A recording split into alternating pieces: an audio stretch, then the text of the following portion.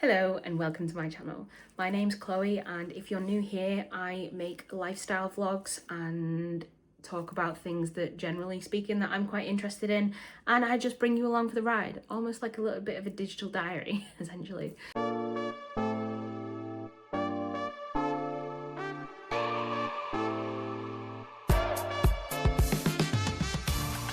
yeah, today I would like to talk a little bit about law of attraction, manifestation, vision board creating, and that kind of thing. So yeah, let's get into it. Hello and welcome to VoiceOver Chloe. So the first thing I generally will do when I'm looking to start a new sort of vision board is I will write down kind of how I want my life to look. I'm just doing this in a spider diagram for this one. I've split it into a couple of categories, so career, hobbies, romance, friendship, relationships, health, so physical and mental, and spirituality, because essentially this is kind of where this kind of thing falls into, I suppose. Just while I'm doing that, I'm not really necessarily going to talk you through exactly what I've put on mine, because what I've put on mine might not be the same as what you've put on yours, and it doesn't necessarily need to match at all. But I'm just going to talk you through like a couple of reasons why vision boards and things like that actually kind of help. So first of all, it's looking at things like law of attraction. So the law of attraction is a philosophical belief that positive or negative thoughts can bring the corresponding positive or negative experiences into a person's life. So fundamentally, it's just the belief that the thoughts are energy, and by sort of maintaining that frequency and the positive thoughts, you can attract similar energy and experiences. This does have a little bit of a downfall, because it's saying if you focus on negative too much, it will bring negativity, which there is sort of a neuroscientific reason why we sort of look at that kind of thing, but I'm not equipped to tell you that. I've just sort of learned that from my own musings online, I suppose. But it's basically saying what you think the most will come to you. I mean, yeah, I've used it for quite a long time, and generally speaking, it has helped me sort of, I don't want to say manifest, because is it manifest, or is it, has this just naturally progressed this way, and it would have done that whether I thought of it 6 years ago or not? But I like to think that by focusing on that, I've sort of brought that into fruition, if that makes sense. I like to think that by focusing on the good things again and again and again, I'm bringing more of those good things into my life. And that is essentially the premise of law of attraction. Law of attraction kind of sits alongside mindfulness as well. So if we're looking at mindfulness, I know a lot of people will have heard of mindfulness before, thinking it's sort of like meditation and that kind of thing. And while that is part of mindfulness, we also look at the practice of sort of purposely focusing your attention on the present moment. So it's less so about sort of sitting cross-legged with some kind of like candle on or something like that. It's more bringing your brain from reviewing the past and expecting the future, and more sort of bringing it to this moment right here, right now, because it helps you to not be so sort of anxious or depressed, because anxiety is worrying about the future, the past, things like that. Depression is rumination on those things, and they obviously go hand in hand. And I find myself the most depressed and anxious when I'm not practicing mindfulness. So things like, I don't know, instead of scrolling on your phone while you're waiting for the kettle to boil, think about what you're about to do. Sort of think about the kettle, how the kettle works, how it's boiling, why it boils, I suppose. smell the tea, feel the sense of the warm cup around your hand, feel the sensations of like how the room feels, the temperature of the room, listen to the sound of the bubbling kettle, that kind of thing. Bringing yourself really back into the present moment. That is what mindfulness is at its core. It's sort of breaking the autopilot, the living on 10 million speed like we all tend to do, and just sort of calming down for a bit, that kind of thing. Now, these two things are things that people probably will have heard of quite a lot, but they kind of tap into spirituality, which is, again, it's one of those ones that a lot of people will go, oh, that is quite sort of quote unquote woo woo, if you want to say that, but it's less quote unquote woo woo than a lot of people generally think. It's more reconnecting with yourself as opposed to living on autopilot. It's supposed to just bring you back to knowing who you are, fundamentally knowing who you are, and feeling your own sort of presence as a person, rather than sort of the expectations of life and everything around that.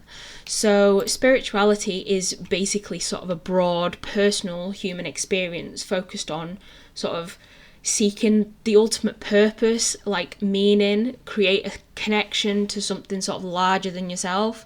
And a lot of people will say things like connecting to God in that sense, but I am not a believer of God.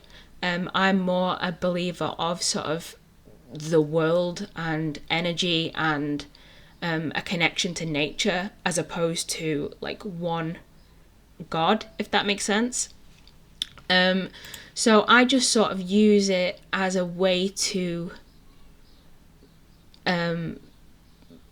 give myself a sense of well-being, and try to remain positive and peaceful, and express gratitude for things, which I do. In the book that you can see right now, a few pages before and on many of the pages, there is a lot of links to gratitude. I write gratitude lists a lot, that kind of thing. So why am I talking about this at all? Well, at the end of the day, I like to make mood boards, or what are they called? Vision boards. I like to be able to sort of see. I'm a very visual learner, so I like to be able to sort of see and then put into practice. And by seeing it all the time, it reminds me that it's there. I mean, it doesn't help that I generally have really bad object permanence. And if I don't see it constantly, I might forget that it exists. So the fact that it's just there all the time, it sort of hammers it home into my brain. Yeah, this is something that you're looking towards. This is something that you're thinking of. This is something that you find purpose in.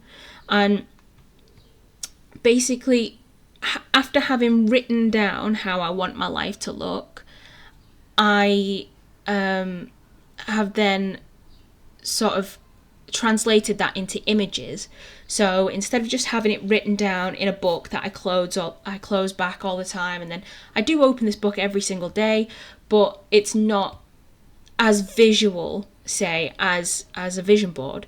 And there's a lot of things that you can do with a vision board. So you can put it as your wallpaper. You can print it off and have it like in a place that you see all the time, like on your fridge or on your desk or something like that. You can literally have it wherever you want all the time, and that just reminds you, it just brings you back, it recenters you to the sort of the way you want to live your life, your own path, like that kind of perspective of who you want to be as a person.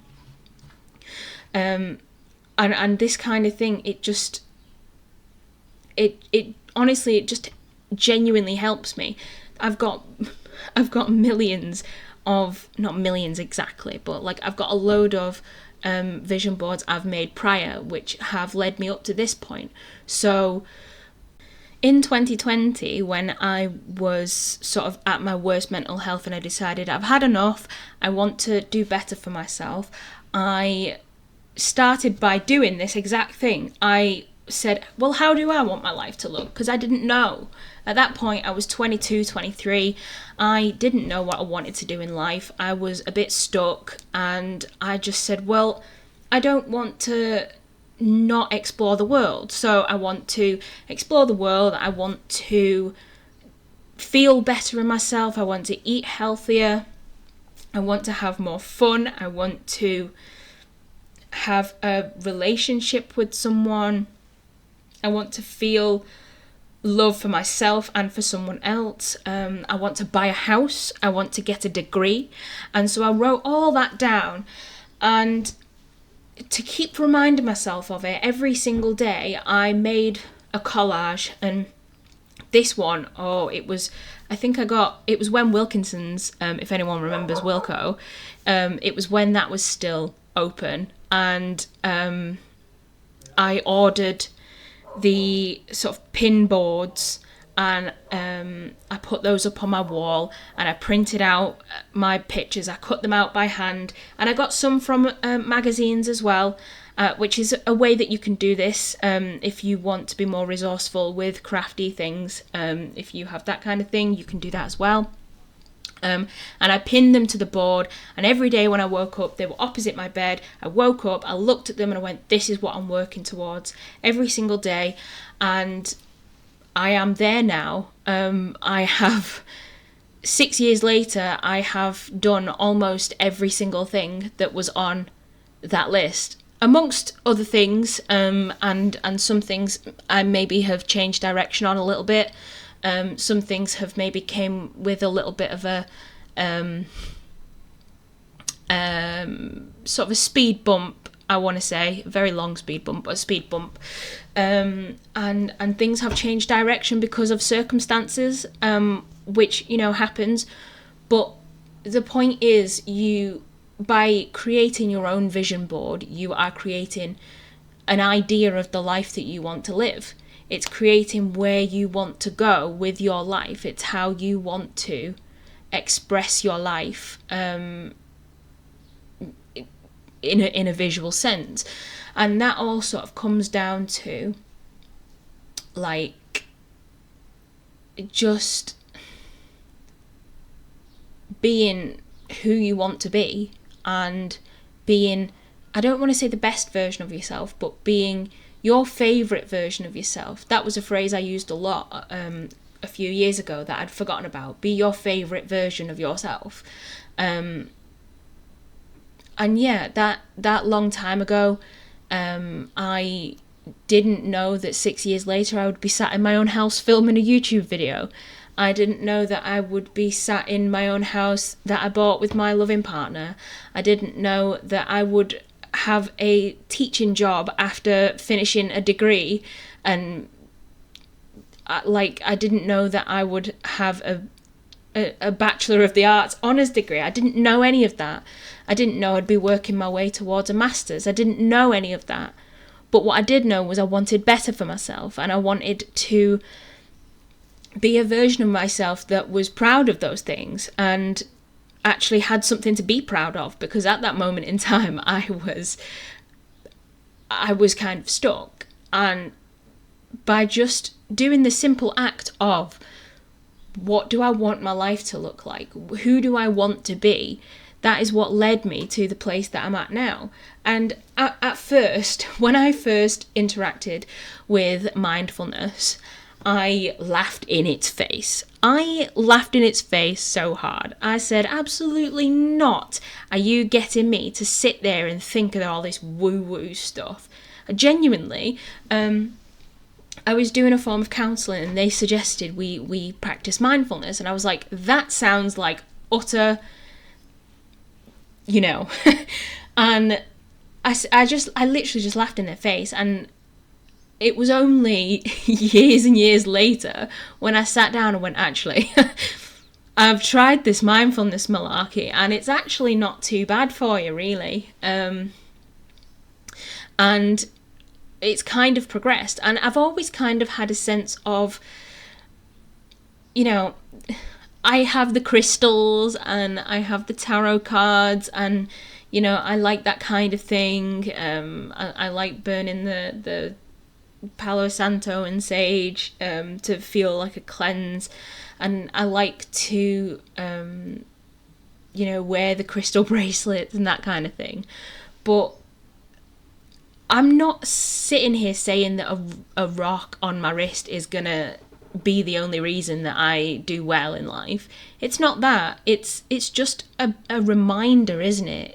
It's a reminder of like the promises you make to yourself, and like,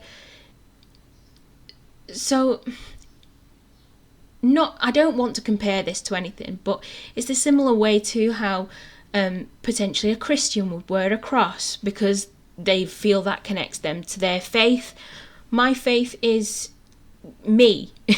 Essentially, it's me and how I connect with nature and nature itself, and that is what I want to connect with in this. And that is the true reason why I have it plastered everywhere, essentially, if you want to call it that.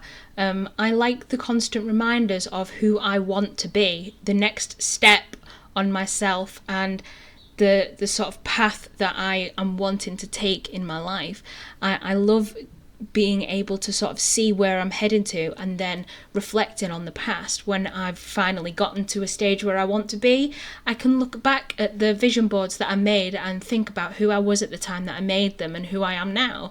And that is just sort of like an incredible ability to be able to sort of look back at who you were in previous iterations of yourself and reflect on that and really see the amazing transformations that you make every sort of day and every month and every year that we change so much in short spaces of time, and we just don't realize how much we change in that time and how much of an impact that has on our lives, because we do it like day to day to day, so we don't actually notice that, day to day to day, and then 3 months later we're a different person, in the best way or the worst way. It's hopefully for the best, but we are always sort of improving and changing ourselves, and that's just an incredible feat to be seen.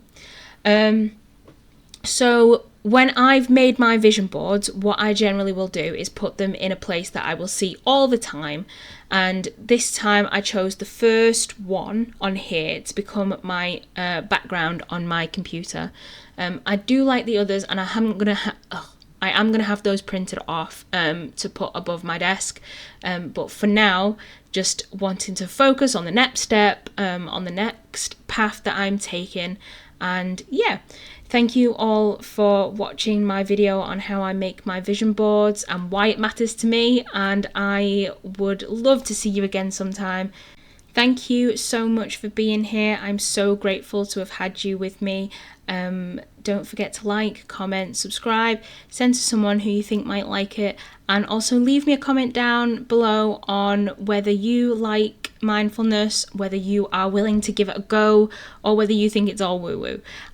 I really hope that you are willing to at least give it a little bit of a go. Anyway, thank you for watching. I will see you in the next one. Bye.